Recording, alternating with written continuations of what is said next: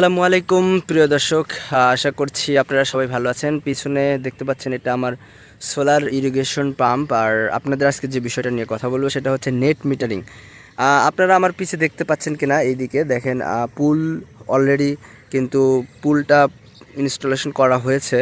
কিছুদিনের মধ্যেই আর কি মিটার আসবে, আপনারা তার টানানো হবে কিছুদিনের মধ্যে আর কি। এই সোলার যে পাম্প দেখছেন এটা হচ্ছে সোলার ইরিগেশন পাম্প, এটা আমরা সরকারিভাবে নিয়েছিলাম।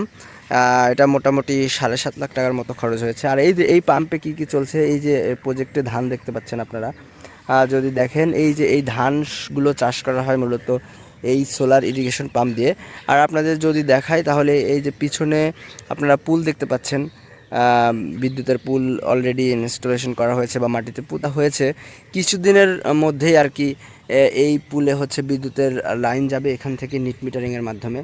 তো নিট মিটারিংয়ের মাধ্যমে কিভাবে তারা বিদ্যুৎ নেবে এই যাবতীয় সকল ভিডিও আর কি এই চ্যানেলে আসবে। আপনারা চাইলে এটা সাবস্ক্রাইব করে আমার সাথে থাকতে পারেন, এবং আপনার যে কোনো প্রশ্ন যদি থাকে সোলার ইরিগেশন পাম্প নিয়ে আপনারা প্রশ্ন করতে পারেন, আমি অবশ্যই উত্তর দেব।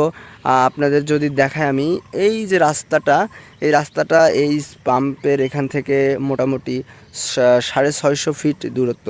650 ফিট দূর থেকে মোটামুটি তিনটা পুল এখানে পোতা হয়েছে। তিনটা পুল পুঁতে তারপরে এখান থেকে পল্লী বিদ্যুৎ তারা হচ্ছে বিদ্যুৎ নেবে, আমার থেকে ক্রয় করবে। তো মোটামুটি এখানে 5 কিলোওয়াটের সোলার প্যানেল আছে।